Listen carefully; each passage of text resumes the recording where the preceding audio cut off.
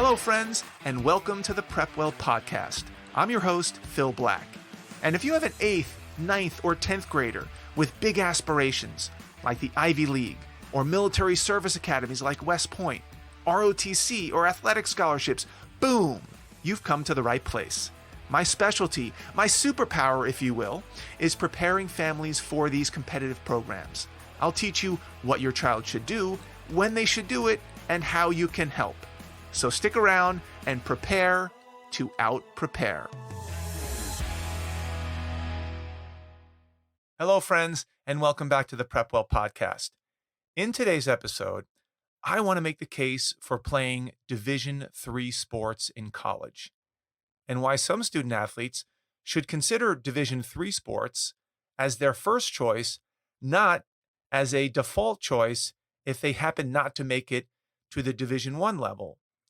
Because most serious athletes in high school who want to play sports in college, they aspire to play at the Division I level, or what they refer to as D1. That's what most young athletes dream about, being a D1 athlete. Some students make this goal very public, some keep it to themselves, and some do a little of both. And of course, there's nothing wrong with having the goal of playing D1 sports and working toward that goal, despite the long odds. But there will come a time in your life where you realize that D1 sports may not be in the cards for you. When will that dawn on you? I don't know. For those athletes living in a bubble and not really aware of the levels of competition out there, it could be really late. And by late, I mean late junior year and even into senior year. For athletes who are a little bit more savvy, who are getting good advice, who know where they are in the pecking order, who understand whether they have metrics or not, and who listen to podcasts like this, it usually occurs to them by 9th or 10th grade. I generally believe, for most sports, that you will know if you have Division I potential at the latest by the middle of your sophomore year. And of course, this will vary by sport and gender and other factors, but I believe that the middle of 10th grade is a good target. And I've done several episodes about high school sports and getting recruited and switching sports potentially. These are episodes 81, 88, 89, 103. So take a listen to those episodes if you need a little bit more context around these decisions. Today, I'd like to help you figure out if it might behoove you to drop the dream of Division I sports and replace it with the dream of playing Division III sports. And you may come to this conclusion for a number of reasons. Number one, you're just not good enough to play at the Division I level, and you thought you'd be better by now. Number two, the sport you play demands metrics that you don't have, and your body just never got there, whether it's weight or height or body type. Or number three, you've decided that even if you are good enough to play at the Division I level, that you just don't want to deal with the demands that go along with Division I level college sports experiences. And the list of those demands is long. Or lastly, number four, you've decided that you would actually prefer to play at the Division III level. And it's a proactive decision versus a reactive decision. And no matter what the reason, let's walk through how this might go down and what you should be thinking along the way. First off, I know that there's peer pressure factor here, and sometimes an ego factor, and that there's a lot of hype surrounding D1 sports, and that D3 sports can sometimes feel like the JV, or what athletes do if they don't have what it takes to go big time, if you will. Some athletes think of playing Division III as a letdown, or that they didn't make it, or that it's their backup plan. Well, let me dispel one myth right off the bat. These days, playing sports at competitive Division III programs is hardly a joke, it's hardly JV, and it's nowhere near a second-class experience. If you're under the impression that you'll do your best to go Division I, and if it doesn't work out, that you'll just switch gears late in the game into some D3 program, and they'll roll out the red carpet for you, I would think again, it's not that easy. There are so many more athletes out there today than there are Division I spots. that Division III programs have become nearly as competitive as their Division I counterparts, not only in the skill level of their athletes, but in the recruiting process as well. So, right out of the gate, don't underestimate the level of competition that can be had at the Division III level. And now that we have that out of the way, let's go over some of the advantages of playing at the Division III level. And first, let me describe the type of athlete I'm talking about here. What I'm about to suggest assumes that you are a very good player in your sport, that you've been tracking and kind of assuming that you might have Division I potential, and maybe you still do, but for whatever reason, you're now considering D3. I'm not talking about the average high school players who think it might be cool to play Division III sports because they play varsity basketball for 2 years where they were the third person off the bench. Those players should stick to intramural and club sports in college. I'm instead talking about legitimate D1, D3 tweeners, meaning athletes who are right in between making a lower Division I level team and a higher Division III level team. And by the way, I'm skipping the D2 level, the Division II level, because there just are not that many D2 opportunities. D1, D2, D3, the opportunities are not evenly distributed. There are far more Division I and Division III programs than D2. And yes, it depends on the sport and the gender, but for simplicity's sake, I'm just going to stick with Division I and Division III programs. Here are some reasons that a tweener might have a better experience at the Division III level school versus the Division I level school. Number one, you may play more. Division I teams are extremely competitive, and it can be cutthroat. A Division I coach is constantly trying to upgrade their talent. So even if you're the best player in your class, the coaches are desperately trying to replace you with somebody better in the classes coming behind you. That's their job. And with this type of competition, you may end up not being that competitive over time. You might not play that much, in which case you wind up with all of the obligations, the practices, the sacrifice, the injuries, the missed vacations, the physical toll, without the benefit of even playing the sport. At the Division III level, you will likely be the bigger fish in the smaller pond. You will likely play a lot more, especially if you are a near Division I talent. And for many athletes, that's a big deal. They want to play their sport. Number two, there's less stress. As I mentioned, Division I college coaches have their livelihoods on the line every single week of every single season.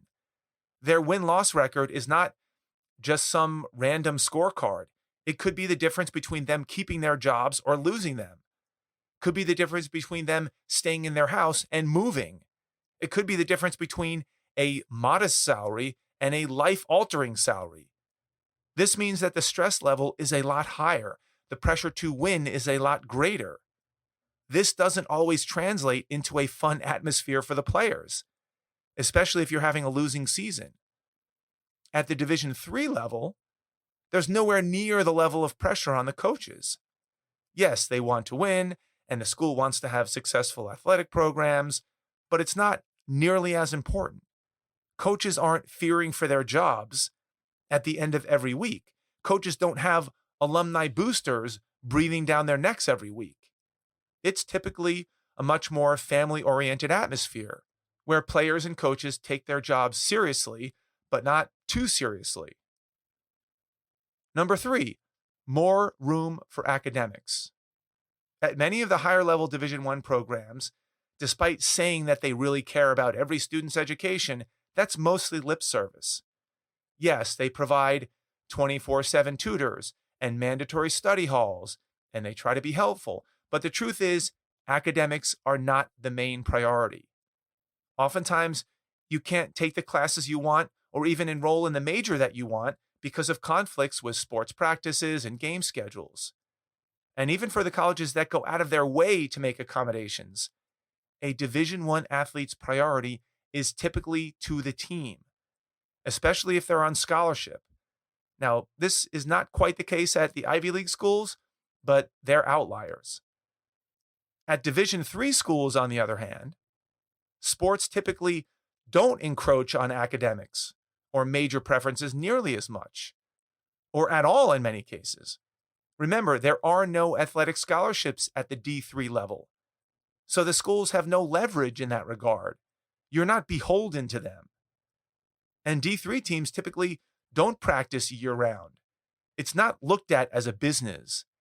And the tone of the competition is just not so fever-pitched.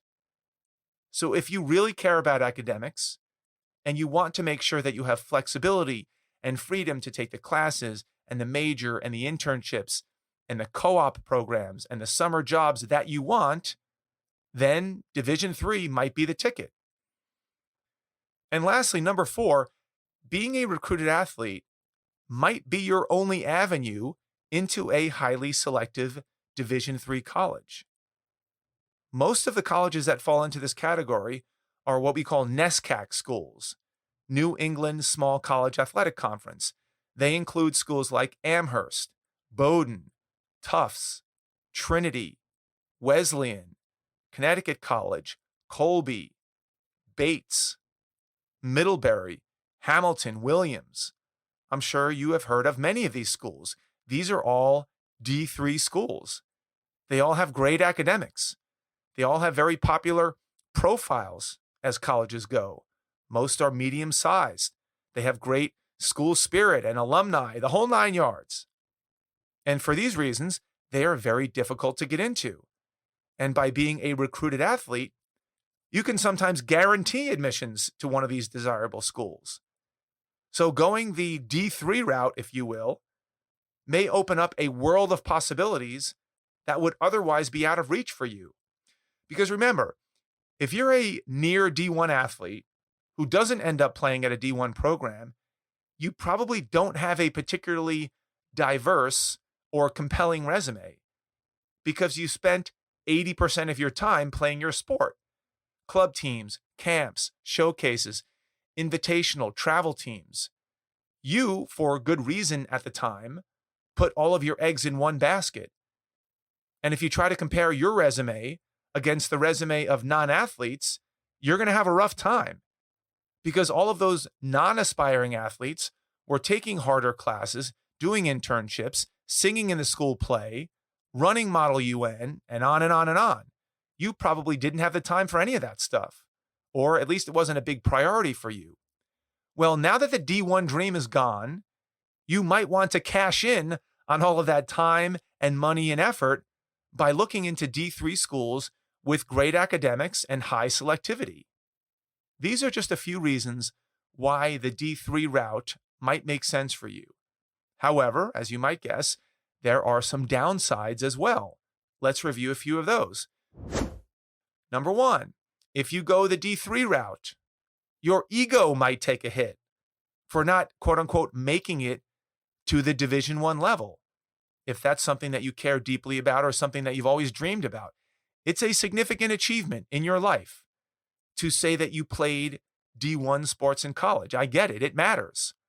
All I can say is that I understand the logic. It's not insignificant, but I think it will disappear within 3 months of your freshman year in college.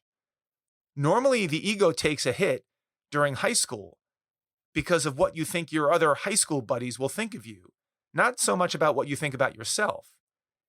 And when you get to your Division III college and you start practicing and loving the team and the atmosphere and the playing time, you won't look back. You're not going to feel embarrassed about what your high school friends may have thought about you 7 months ago. That's old news. And you'll soon realize that no one probably cared anyway. No one was really paying that much attention to where you were going to college and whether or not you lived up to the hype. People have their own problems. People have their own issues, believe me. They're not dwelling on you. The second reason why a D3 experience might be tough is that there are no scholarships. We should recall that D3 schools are not permitted to give athletic scholarships, so you'll have to pay your own way.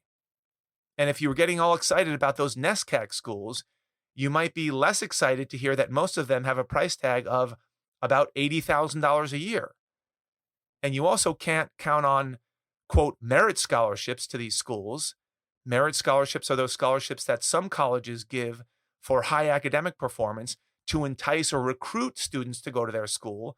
Most of the NESCAC schools don't need to use these types of enticements. Like the Ivy League, they have plenty of high academic students applying to their schools.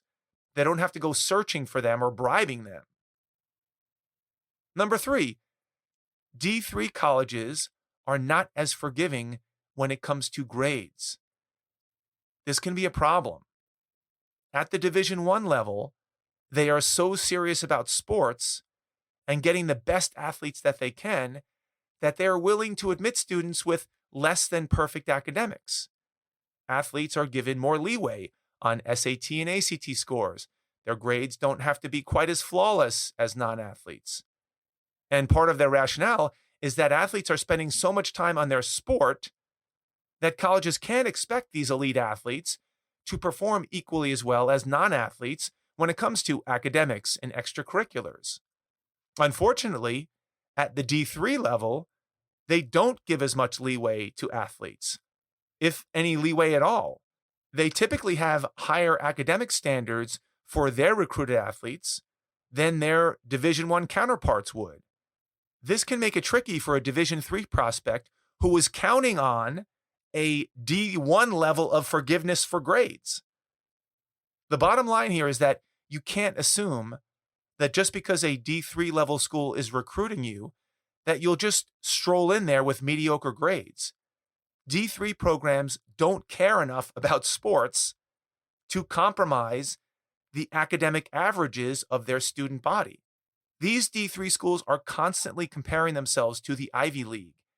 And if they admit student athletes with low SAT and ACT scores, and that drags down their school's SAT and ACT averages, then they'll begin to not look as selective as the Ivies and their counterparts, and that's not good for business. So the rub is, they really want your athletic talent, but you also have to deliver academically, or the coach's hands will be tied by admissions. This is a brutal catch-22, because to get to that level, you often have to compromise schoolwork and extracurricular activities and summer events. Unfortunately, that doesn't fly with many of the most selective D3 schools.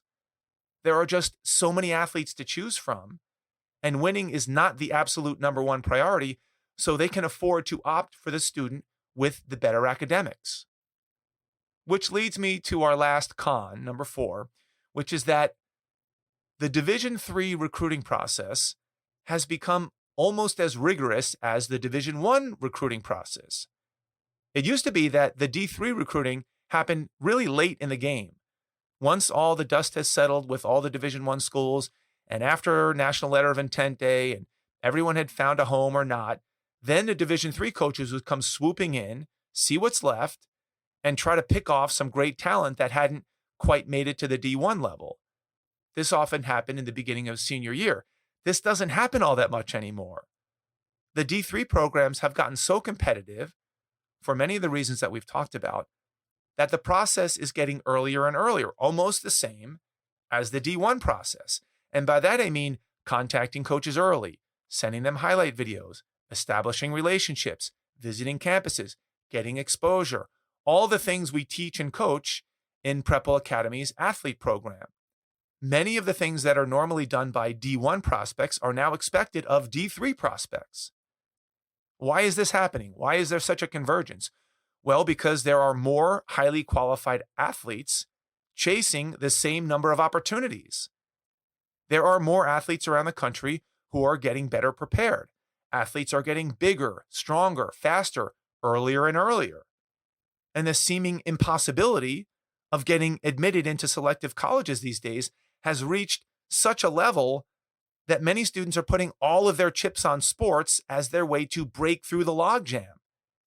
And so the cycle continues. So here's the bottom line.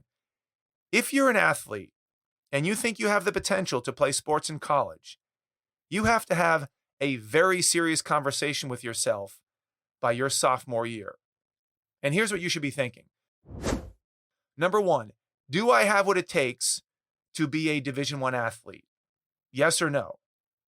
And I've addressed the criteria for making this decision in previous episodes. Do I have the it factor? Do I have metrics, etc.? Number two, do I actually want to be a Division I athlete? Yes or no? And this should not be an automatic yes, just because it sounds cool, because there are consequences to making this decision. So make it with your eyes wide open and after thinking hard about what we've covered in this episode. Number three, if the answer is yes, you do have the potential and you do want to be a Division I athlete, then what are your chances that you will actually get there? Are they 20%, 50%, 80%? What kind of bet are you making? If your chances of making it to the Division I level are less than 50%, then I strongly suggest that you seriously consider the D3 route. That doesn't necessarily mean that you have to give up on your D1 dream and start an all-out marketing campaign to all the D3 coaches, at least not yet. That can wait until the middle of your junior year once you have a little bit more information. But you must understand that if you will end up at the D3 level, that you cannot be as cavalier about your academics and test scores and extracurriculars as your D1 friends might be. You can't afford to. Because if you end up going the D3 track, you can't afford to have D1 academics. They've got to be a lot better in most cases. This is all, of course, assuming that you have your eyes set on some of the more selective colleges. And lastly, if you do end up targeting NESCAC type schools at the Division III level, understand what it might mean for your family financially, given that there are no scholarships, athletic scholarships, and there's very limited, if any, merit-based scholarships. Once again, all roads lead back to your critical sophomore year. This is when many of these crucial issues should be considered. If you wait until junior or senior year, it's often too late. And that's why PrepWell Academy starts in 9th grade and puts a lot of emphasis on learning about these decision points when it matters most. That's all I've got for you today, folks.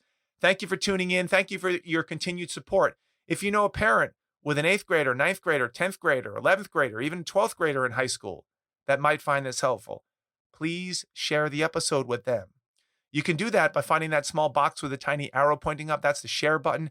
Click that button, text your friend a link to this episode, put a little personal note in there from you recommending that they give it a listen. Of course, if you have questions, comments, or an idea for an upcoming episode, don't hesitate to reach out to me by email, DM me on Instagram, check out our blog, Facebook, connect with me on LinkedIn. I would love to hear from you. Until next week, goodbye, good luck, and never stop preparing.